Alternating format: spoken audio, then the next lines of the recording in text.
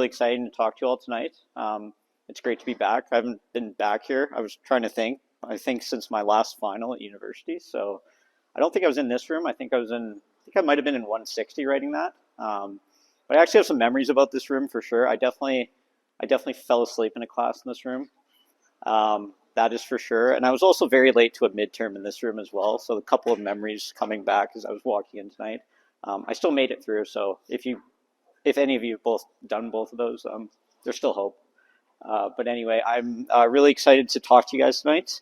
And we're going to get right into it. So obviously Tim has told you a little bit about myself already, but I'll just give you guys a little bit more information. So right now I'm a data engineer. I work for the company in Calgary called Avenue Living Asset Management. It's a private equity company that focuses on residential real estate. Really interesting company. I've been there, July will be 2 years now. Really exciting work I'm doing, a great team. It's been a great time with them so far. I'm also, as Tim mentioned, one of the lead editors on the YYC Data Society's newsletter, The Gradient. I've been involved with YYC Data Society since I graduated university. And I'll speak to this a little bit later, but I credit this as personally being one of the best decisions I've made so far in my career. I've really met a ton of people through it, and I just talk about it a little bit later, but it's been a great opportunity for me. And I also included a couple little images of other companies I worked for. So I worked for 2 years when I was at university, both in a co-op, and then I worked full-time in my last year of school. I worked for a couple oil companies, Gear Energy and Strathcona Resources. And I also worked for a consulting company for a short period called Dakota Analytics. So 3 really great companies. I learned a lot, met some amazing people. And then, so my school, I was a graduate of Haskayne in April 2022. I graduated with a concentration in business analytics, and it was relatively new when I took it, and was super glad that I did. So I'm definitely an alumni of the U of C, and I was kind of laughing this week, like, you know, I went to it just randomly ended up going to the Crowchild Classic last week. I went to a basketball game on Saturday because a friend of mine was in town from Edmonton and wanted to go see his buddy play. So I went to a basketball game, and now I'm speaking with you tonight. So if there's any like monthly best alumni award, I'm putting my hand up to be in the running for that. But anyway, it is a great school. I really do love the university. And like Tim mentioned, I also played some varsity sports. I played soccer my first year at the school, and then ended up playing golf later in my university career. Kind of funny story how that happened. Yeah, I was really proud to be a Dino. Yeah, it was a great part of my university journey. And then just a little bit about me, following up with what Tim said. That's my dog Harley. He's a 14-year-old Havanese. Pretty much 50% of my camera roll is pictures of him. He's just hilarious. So he's a good boy. And then obviously I still golf and play soccer, 2 of my main hobbies. I golf in Calgary at a golf club called Pine Brick. I've been there since I was a little kid. My dad's actually a member. So I love being out there. And then I play soccer. I play on a men's team still called Aces. And then I play on, personally, what I think is the best co-ed soccer team in the city. We pretty much win every championship there is. So that's a great time with all my friends. And then I'm also a big sports fan. And unfortunately, looking at those teams, if you know anything about sports, it's not been a good year. I'm hoping they all like kind of bind together and just, you know, completely blow up things up, which is, I guess last night as of the Lindholm trade, the Calgary Flames are starting to do that. But hopefully Manchester United and Denver Broncos can as well. But I love sports, and those are my 3 favorite teams. And yeah, so that's kind of a little bit about me, and we'll start getting into the presentation. So kind of for the agenda and going through the topic, I'm really going to focus tonight just on the fundamentals of cloud computing. I know I'm sure you guys have been talking about it in your lectures already, but it truly is a really technical, deep topic. You know, pretty much everything I talk about tonight, you could use a whole hour-long lecture going into it in depth. So I really just want to touch on everything, and in doing so, share some of my personal experience, and then, you know, working with YYC Data, some of the experience I've heard of others having with the cloud. So here and there, I'll just, you know, use the odd example and hopefully keep the presentation engaging in that sense. All right, so we're going to start here with the introduction cloud, obviously going into prior to the cloud, so what the world looked like before, key concepts, advantages, disadvantages, future of the cloud, and then just some final wrap-up thoughts.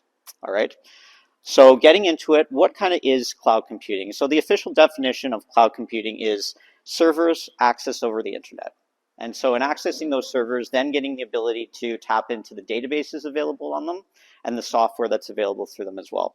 And so essentially when you're thinking of cloud computing, it really just is internet-based computing, internet-based access to servers. And so why it is truly so important is all you need is an internet connection to access these servers. It's built on a pay-as-you-go model.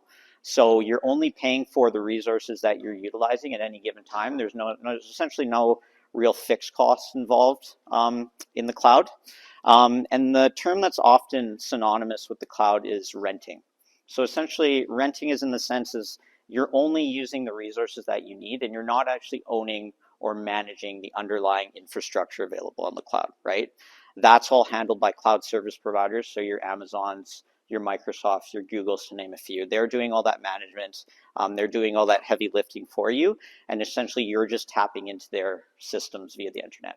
And so the cloud, it's kind of an interesting term. And actually in preparing for this talk, I was interested in myself, like where does the term cloud come from? And what I was able to find is that it turns out, and I've seen this before in network diagrams, so visual representations of network, the internet is often shown as a cloud in those pictures. And so essentially the reason they came up with the term cloud computing, well, internet computing is kind of boring, I think. And so they were like, well, let's call it cloud computing because it matches this picture on these network diagrams. And so I thought that was pretty interesting. So that really is the terminology. And so the actual basis of these clouds are not clouds. They're really just big buildings, right? They're massive infrastructure projects located all around the world.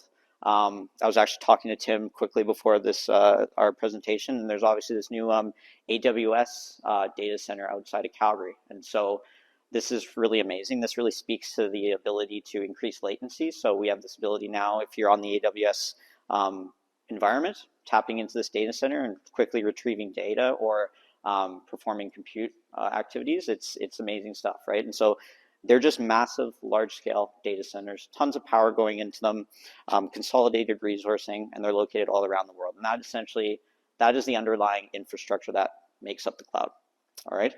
And so moving on now to what the importance is of the cloud. And so the cloud truly has transformed and made modern technology what it is today. And a couple of reasons for that is on-demand data access. So this ability to tap into an internet, tap into these servers, you have the ability to grab data anytime you need it, right? So we're no longer walking around with CDs or USB sticks. USB sticks were kind of fun. I still have like 1,000 USB sticks, but anyway, we don't need them anywhere. We can just get on our laptop or get on our phone, and we can tap into these resources and get our data almost instantaneously, right? The other feature is obviously global networking, so the ability to communicate on computers all over the world. And the last one I touched on here is just AI and ML advances, right? So this extreme computing ability has really brought into play this ability to develop machine learning models and artificial intelligence, right? So your large language models, your chat GPTs of the world. This has really been something that cloud has progressed. And so speaking to that, cloud is essentially, it is one of the most influential technologies in the last several decades. And it's truly transformed our lives. It's transformed technology. And then thinking about numbers and obviously being business students, I think it's always interesting to think about. So looking at 2024 alone, there's going to be upwards of $1 trillion spent on computing infrastructure by companies. And that truly speaks to how valuable this is and how companies are truly realizing now, well, they can't wait around. They have to be cloud focused and they have to compete in that arena as well. And so there's huge money, huge investment going into the space. So now moving on, just a couple additional things to touch on in terms of what is cloud computing. So there is a common misconception, something I was guilty of in the past as well. Cloud computing is not just online storage. Cloud computing is much, much more than that. It's talking about the virtual SIS servers, the databases, the networking, the applications. So it's not just online data storage. And I personally think the reason I thought this was always growing up, I thought of Apple and iCloud. And I think that's the first time I heard the term cloud. And for some reason, I just always thought that, oh, it's just data storage, but it's not. It's all these different services that you can easily tap into. and you can do what you want with them, right? So now moving on, talking about the importance in business, and obviously as business students, many of us in this room, we're not necessarily going to be in technology roles going forward. We may choose to do finance, accounting, supply chain management, operations management, right? And so, you may wonder, why do I need to know about the cloud? Well, the bottom line is everybody, put your hand up if you've watched a streaming video last week. Everybody? Yeah. Used instant messaging, hand up. We've all used the cloud, and we're using the cloud on a daily basis. It truly is transcendent in terms of technology. And so it is important to understand it and just have a underlying knowledge of the functionality there, especially in business. It's interacting with each part of our daily processes, everything we do, whether it's Excel, Word, PowerPoint, Gmail, all cloud services, right? And so to have a little bit of the understanding, the fundamentals of what cloud computing is, I think is extremely helpful for any role you decide to take in business, right? So I'm going to move on to what the world looked like prior to cloud computing. And so before we had the cloud, if a company wanted to develop compute resources, if they wanted to, build out their IT infrastructure, well, they actually had to build that out physically, right? So if they wanted computing power, well, they had to buy servers. If they were a large company and they needed a lot of compute, then they would have to build full-scale data centers, right? And so these are very expensive capital investments, hard to plan because companies had to almost guess like how much computing resources they would need going forward. So hugely expensive from a capital cost perspective. And then on top of that, there's all the operational costs involved as well, right? So once the thing is built, well, you have to run the thing. So running the thing means, fixing hardware if it goes down, updating servers, if the cooling goes out on your data center, well, fixing your cooling, right? These are all things that companies had to think about. And so huge cost centers for companies, right? And even I've experienced, going back and thinking some of my roles in oil and gas, working at Gear Energy, actually, my office was just down the hall from our server room, right? And it was just a big room, and obviously not a huge company, so we really only need a few servers. But this thing had a constant fan going into it, and this is still the case for businesses today. But that just speaks to it's real hardware. Like, you own that, you operate that, and so the amazing thing for the cloud is that really takes that responsibility out of the company's hand, right? They can just access what these cloud service providers provide, and they don't really have to worry about configuring or procuring their own infrastructure themselves and managing it, right? And so that's kind of what the world looked like prior to the cloud. And then, moving on, we got the cloud. And I want to speak a little bit about the history as well of cloud computing, because I think it's always been a little bit helpful for me when I'm learning about a new technology. And maybe it's just how I am, but I'm always a little bit interested in going back and thinking about what the world looked like as time progressed, right? How did we get to the state we are? I think it gives you appreciation for where we are. And in a lot of cases with technology, especially recently, you do get a true understanding of how quickly things have moved. And that was kind of my big takeaway in doing some research for this talk, is like, we're our first point here, and I'll speak to, is like 1960s. That's not a long time ago. And to think of where we are today is pretty amazing. So kind of the first key point in time for cloud computing that I noted and thought would be interesting to bring out. There's a famous American computer scientist named J.C.R. Lidkier. I might have pronounced his name wrong. It's a hard last name. And by the way, there's some research project that involved in creating this whole point I'm going to talk about. And the name was unbelievable. It was like six words. Like they weren't doing like the Facebook, Snapchat thing then. It was just unbelievable. Anyway, what they did in the 1969 is this was the first instance of a network where computers were connected over systems. And so essentially, one computer could talk to another computer and say that computer had software on it that it wanted to access. It could. And so this wasn't exactly the internet. This was kind of a precursor to the internet, but this was the first instance of networking amongst computers. And now we get into the 1970s, and in the 1970s, what occurred was something called virtualization came into play, or virtual machines came into existence. And this was a huge key point for cloud computing, because essentially what virtualization allowed was to take one physical server and to divide that server into multiple virtual instances. And these virtual instances allowed you to take, basically these virtual instances could each have different processes on that single server. So prior to that, if you had a server, you could only really do one thing with that server. So if you wanted to run email through that server, you wanted to do some sort of process through that server, there was only one thing you do on it. And essentially what that meant is that the total resources or the capacity of that server was very underappreciated. So the ability to virtualize and have multiple systems running on the same server, it really used up capacity and was much more efficient. And then getting into the 2000s, you see in 2006, Amazon releases AWS. And so this is the first, or actually I missed a point there. Going into the 1990s is important to talk about as well. You see major advancements by Apple, IBM, and Microsoft, but you also see Salesforce come into an existence in 1999. And Salesforce is actually the first SaaS application to ever come into existence. And thinking about where SaaS applications are now, I mean, pretty much everything that I listed off previously, Gmail, Netflix, these are all SaaS applications, right? Salesforce is the first one in 1999, so huge deal for cloud computing. Then moving into the 2000s, like I was saying previously, AWS in 2006, and then Google and Microsoft follow soon after with cloud offerings of their own. And this is kind of the first instance of that whole competition on the cloud, right, that we're seeing today. These companies are competing constantly. They're trying to win market share, and that really starts in the 2000s, 2006, 2008. And then the 2010s, we see Microsoft come out with Azure. They also come out with Office 365. You know, for all of us in here, that's changes business, right? You have shared Word, Excel, PowerPoint, and that's the first instance that's essentially changing business. And then you have some newer technologies come out. We won't touch on these much today, but you have Docker containers come into existence, also microservices, and these are other technologies involved in the cloud.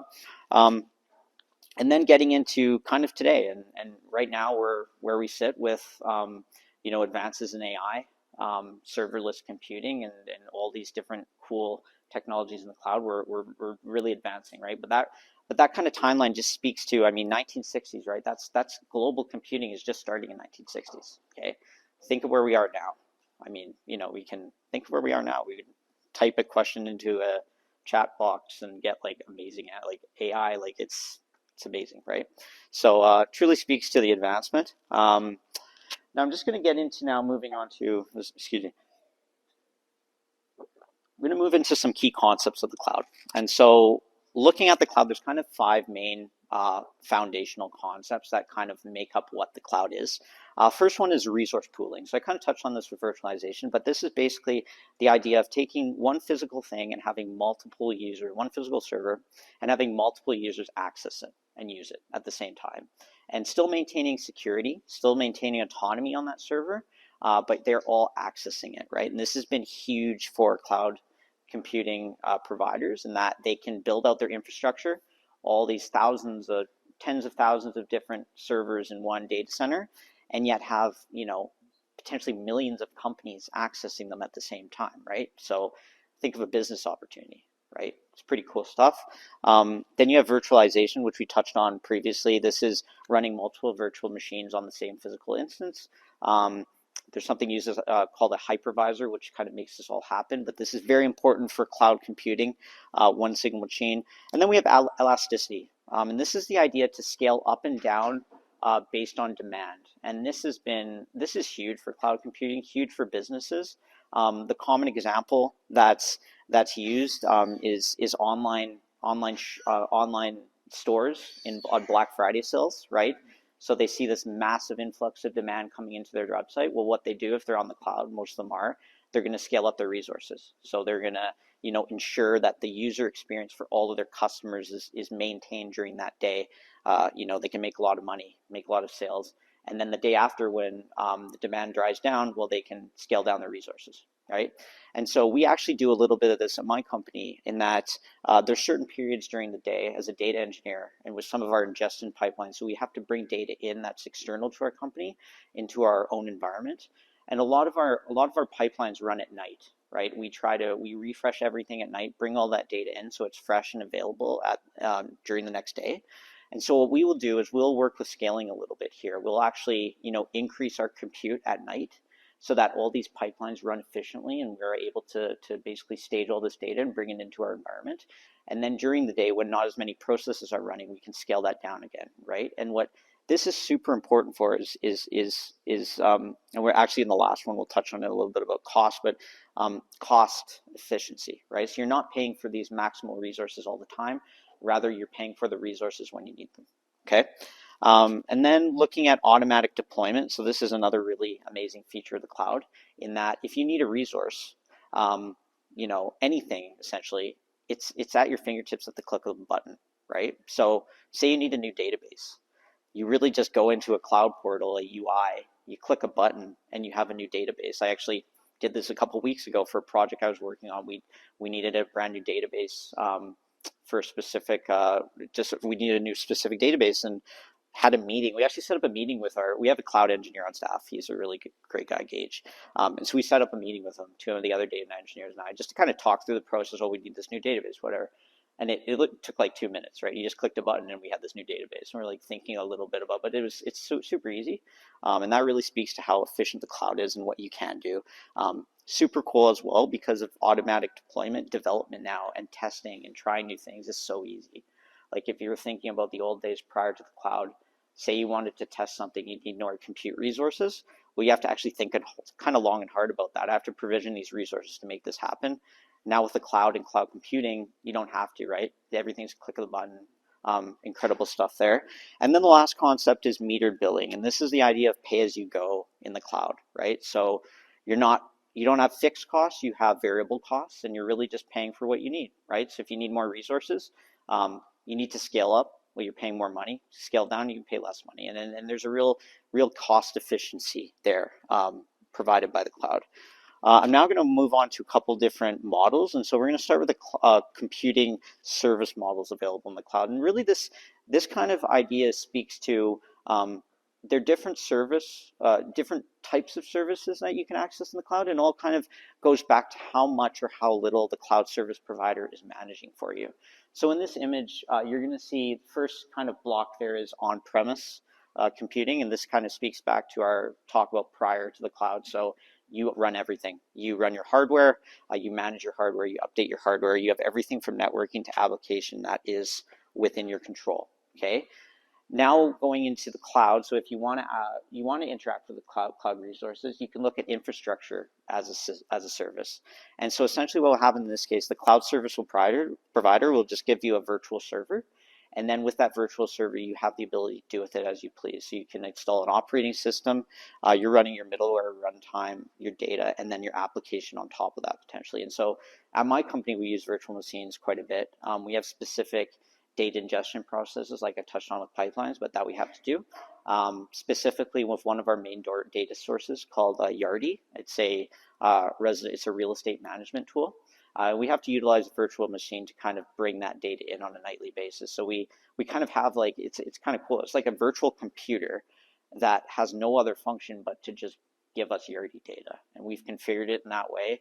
And we run it, and it works great, and it's all through Azure, and that's kind of the example I use there is Azure Virtual Machines, it's called, and this is what we utilize. Next, you'll get into platform as a service, and so in this case, again, cloud service provider managing a little bit more for you, and so in this case, really all that you're worrying about is your application creation, right? So you're just worrying about creating and configuring an application. You're not really worried about how that application is actually running. The cloud service provider is going to do all of that for you. So the example that I use in this case is a data engineering or data science tool called Databricks. And it's a data analytics and data science tool that's built on top of something called Apache Spark. I won't get into that as much, but essentially it's a really cool tool in that they worry about all the infrastructure for you, and you're just worried about kind of the programming and application development on top of it. So a lot of cases you're building these things called notebooks where they're just scripts, like coding scripts, and you can do all sorts of things with them. You can train machine learning models. You can build data pipelines for bringing in data and moving data around. So a super cool tool, and there's countless other examples of platform as a service. And then the last one we'll move into is software as a service, and this is probably the one, well, as we've already noted, that we're all also familiar with. In this case, the cloud service provider is doing everything for you. So they manage all the infrastructure, they manage the code, so they manage the application for you as well. And essentially all you're doing is just interacting with it, right? You're using it. So if we utilize Excel, it's a spreadsheet, you're not touching the actual bottom, like you're not touching the code in Excel, you're just using Excel. You're not worried about the infrastructure in Excel, how it's running behind the scenes. You're just using the actual tool. And so SaaS applications, my example there is Office 365, because everything in the Office 365 stack is a SaaS tool. SaaS tools are really the future, right? There's tons of them, and they're so integral to our daily lives, right? And so those are kind of the main service models. I'm now going to move on to cloud computing deployment models, and so this is really talking about two different sides of the cloud, and then one combination of both. And so thinking about the public cloud, well, the public cloud is your Microsofts, your AWS, your Google, GCPs. These are your public cloud service providers that we have this ability to tap into over the internet, right? So they're shared clouds. There's multiple people accessing them on the same time. You're exposing your data to the public.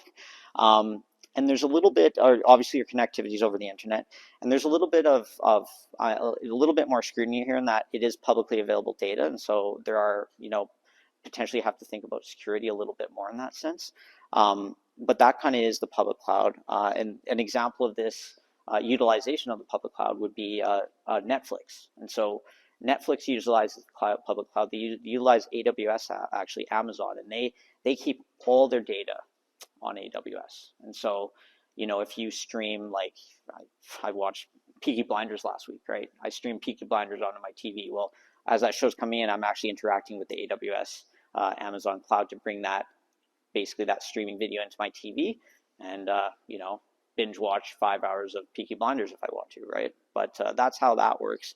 And then looking at the private cloud. So the private cloud is more of a private cloud. This is kind of going back to on-prem data centers or data servers that we talked about previously.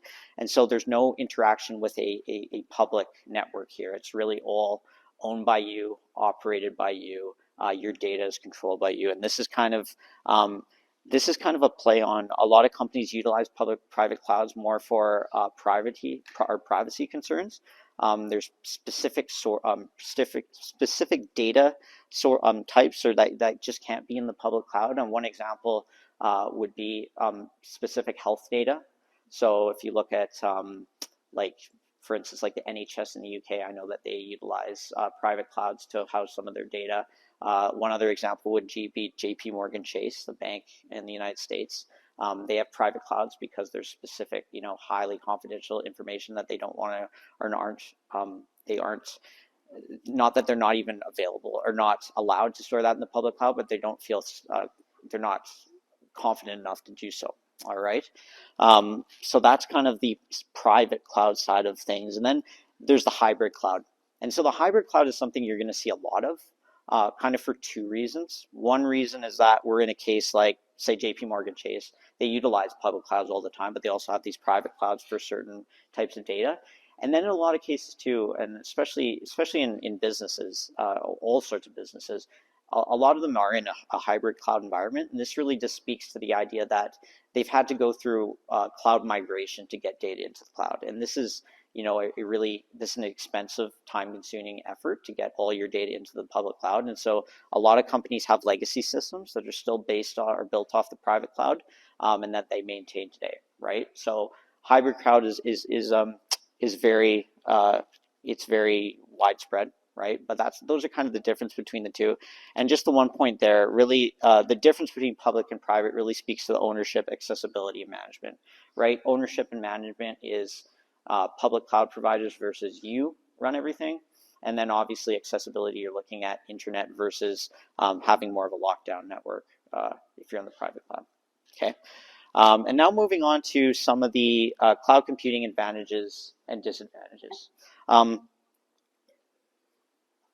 There's no doubt that the cloud, in my opinion, the opinion of most people, the positives definitely outweigh the negatives. It's an amazing technology.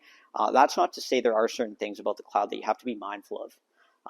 And businesses, if you're not cognizant of these, you can see the negative results, right? And we'll speak to those in a sec. But there are, it's not all roses. There's some definitely, some issues with the cloud that you have to think about. So talking first about the advantages, and so we spoke to this a little bit previously, is scalability. Again, this ability to scale up and down based on demand.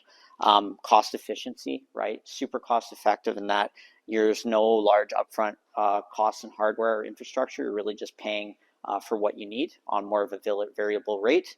Accessibility, you can access anywhere with an internet connection, so super available, super easy to work with. This is really allowed remote work. I mean, it really saved companies during COVID, right? Because they could have people work from all over the world, stay at home, not come into the office, and that was all because of cloud computing, right? Flexibility, so there's all these services that are offered on the cloud, especially if you're looking at a Microsoft, an Amazon, or a Google. All these different cool services that you can tap into and use, and so that's really opened up companies to kind of innovate and try new things, is the ability to access these services. And even within my company, we do this all the time. I mean, we have a data scientist, really interesting guy actually. He taught at the University of Calgary years and years ago. A great friend of mine. He's constantly trying different services. Coming up with ideas, trying things out. Maybe they don't work, but every once in a while we see something that, like, he's developed some really cool stuff, right? And that just comes down to flexibility and accessing all these services that are there. Looking at reliability and redundancy. So these services are, for the most part, very reliable. And you also have redundancy. So redundancy means that because this infrastructure is built all over the world, like you have data centers all around Canada, you have data centers US, all over North America, you can copy your data into these different data centers, right? And this wide scale infrastructure also means that a cloud provider can kind of like tweak, and if something goes down, they can move things around. Like, there's a lot of redundancy and reliability in that.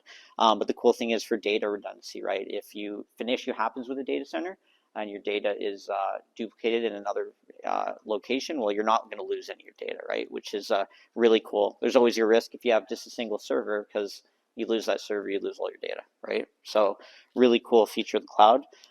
Something our company does too, we do data replication. So I know we use Eastern Canada as one of our main data centers for Microsoft. We also have copies, I think, Central Canada, and then in a location in the States, also just to keep peace in mind in case something happens.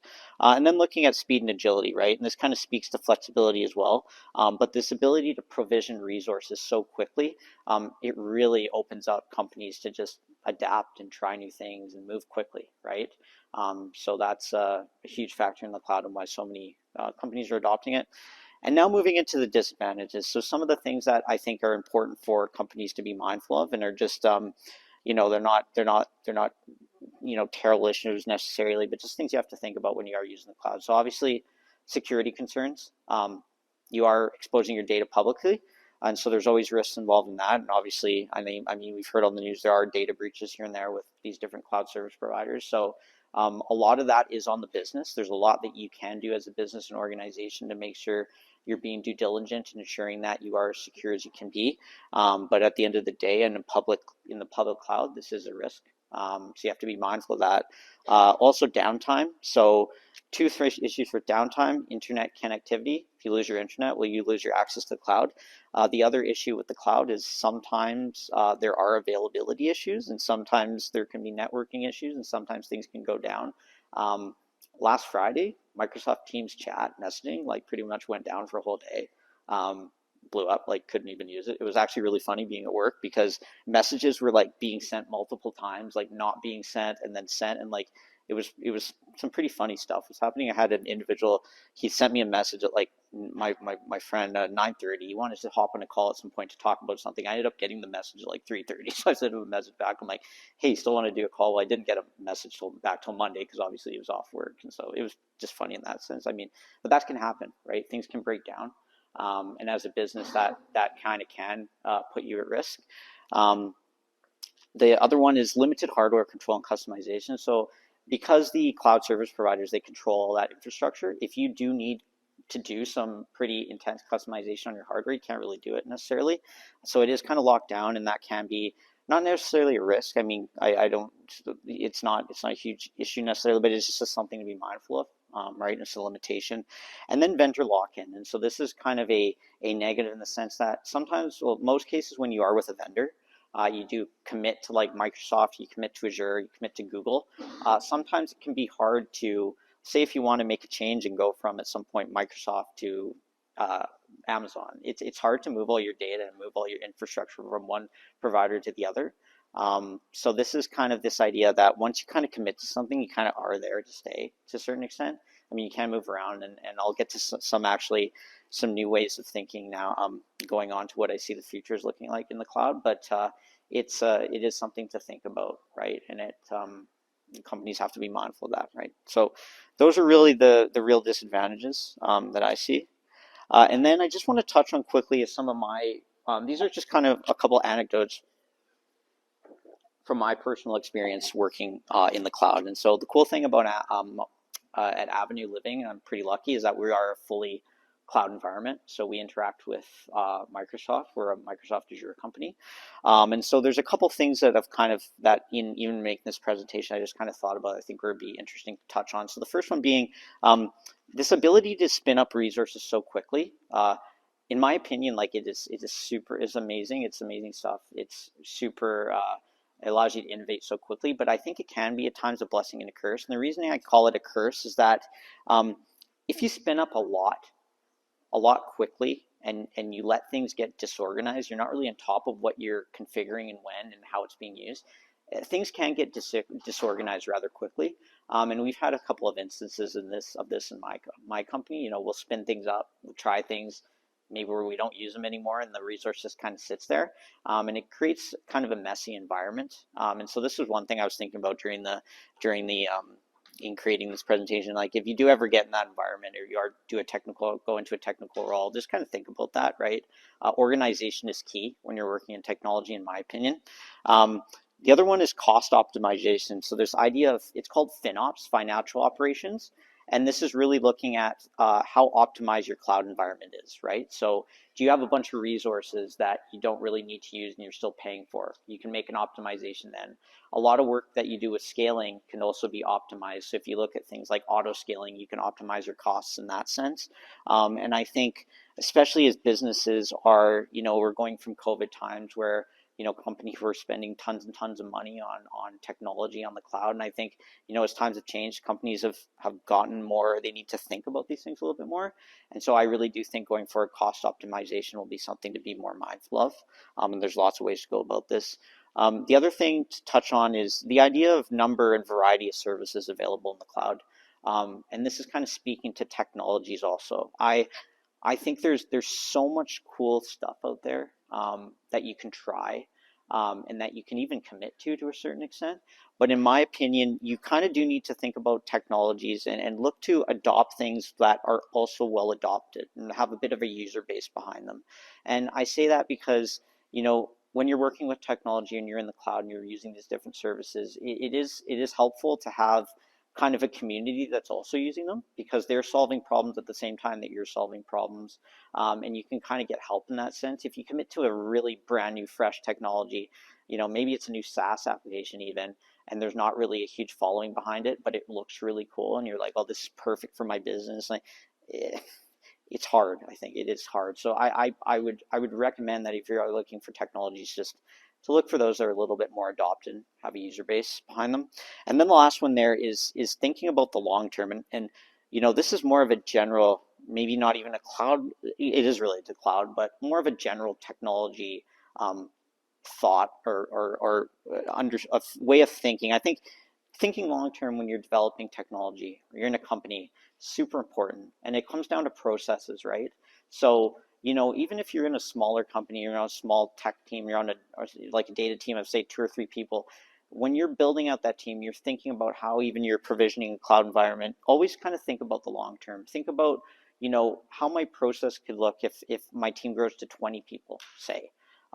This is really important because I feel that when the time comes and you do grow, which inevitably you will, I think with technology, I think, if you look at businesses, I think technology teams are going to continue to grow. So I think when it comes that time and you've thought about your processes in the long term, you're really going to be in a better position. So those are kind of just 4 little points I wanted to add there. And now kind of finishing off, getting into this, my last cloud computing slide, is what does the future look like for the cloud? So a couple of points here are five in total. One I see for sure is continued business investment. There is no doubt that companies are having to commit to the cloud. Um, like we talked about earlier, $1 trillion this year in cloud infrastructure, like that's only going to grow. Companies are really actually now competing with their cloud and how strong they are in technology, right? And so I just see continued business investment. It's going to be nonstop. It's going to continue for the inevitably. Next one is competition amongst the major providers. And this is namely Amazon, Google, and Microsoft. I really do think they have a huge market share, and they're doing some amazing, well, they're really competing hard to gain more market share. As a business student, I think like even if you're not interested in technology, say you're interested in finance, like to watch this play out in the next number of years, how they're competing, and I just think it's super interesting. It's going to be actually good for us as the consumer, right? Because they're going to push each other. They're going to develop new services, especially with AI. They're going to continue to develop. You look at Microsoft, they have a deal with OpenAI now. Some of you might have heard of that news.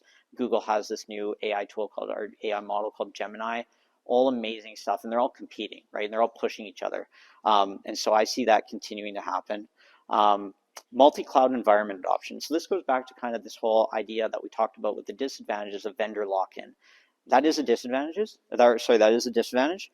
But what companies are starting to do now, and they're being very successful in this actually, is starting to adopt multi-cloud. And so this is taking services, kind of the best of each cloud service provider, and trying to bring them into their environment and develop with them, right? And so there's some really cool use cases of this, really cool work being done. Actually, for the Data Society, the Gradient newsletter, one of our articles we did was with a company in Calgary called Pandel. They're an accounting software, and they have a CTO, actually one of the founders of the company, super interesting guy, and he's kind of a tinker. He does all these kind of cool projects on his own and comes up with some really cool stuff.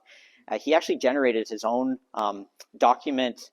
Is like a document scanning process using visual recognition programs to basically take documentation. And what Pandel has to do in some cases, they have to take the data from all these documents from like the 1700s, 1600s, and they're all from American utilities, and they have to store this data in the cloud into databases. And he developed this program to kind of use this recognition technology on these different documents and grab the data from it. But the cool thing he did with the program is he actually utilized Amazon, Microsoft, and Google, their different visual recognition tools. He utilized all of them for different reasons because he found that each model, each algorithm was better in one way or another. And so he kind of took the best of all these models, put it all together in kind of this program and generated something on his own, right? And this is just an example of multi-cloud, right? So utilizing different services from different providers, putting it together in a proprietary program and getting some really cool technology out of it, right? And so I think companies are going to continue to try to do that, and it'll continue to improve. The one touch on obviously security and resilience. I think security it always has been a focus. It'll continue to be a focus. Data breaches are big issues for companies. If they lose data, if they get hacked, it's huge insurance costs. It's bad, right? So their security needs to be considered. Cloud service providers are getting better with security as well. It's just going to be, in terms of the future and a topic that'll continue to gain momentum. It's just going to continue to be one as well. And then the last one, the big one, I'm calling it, but artificial intelligence. And it's pretty safe to say that artificial intelligence, in my opinion, in our lifetimes, it's probably going to be the most influential technologies, right? It's really I think it's going to change the world. I think for the better. I think what is capable with AI is really, really amazing stuff. The Terminator logo, by the way, that was tongue-in-cheek. I don't think we're going to get Terminators, so don't worry about that. It was a joke. But I think it's amazing technology, and it's going to, probably in our lifetimes, will be the internet for the previous generation, right? It's going to change the world. And in terms of cloud, the cloud and AI are synonymous. They're there's no AI without the cloud, right? And so I think the cloud is just going to continue to develop with AI as a focus. And so really cool stage for the world and for technology in that we're in a discovery phase round, right? We're really, I think if you think what 20 years could look like with AI, no one really knows. And so that's cool. That's a really amazing opportunity for all of us in this room, right? How can we utilize that technology for the better? Yeah, that's really where I see the majority of the brain power and thought going forward. All right, and so that's in summary kind of that's my talk on cloud computing. And that was hopefully giving everybody in this room. I'm sure you guys have, I know you have already done some work on the cloud, but just giving you some reinforcement of some of the fundamentals and what's there, some of my own experiences. So hopefully that was helpful to you. And I just wanted to, quickly touch on in wrapping up as well. I was talking to Tim before this, and first of all, I want to thank Tim for having me. Really, really exciting opportunity to speak to you all. The one thing I will say too is like you guys are very lucky actually to have Tim as an instructor. I think there's a lot of people in the city, and I'll speak to this in that I do consider myself very lucky to work in Calgary in data because I think it is an amazing community. And if you guys are interested in getting into data and getting into technology, I truly think Calgary is a really cool city for that. It's really developing quickly, and there's really cool community around data.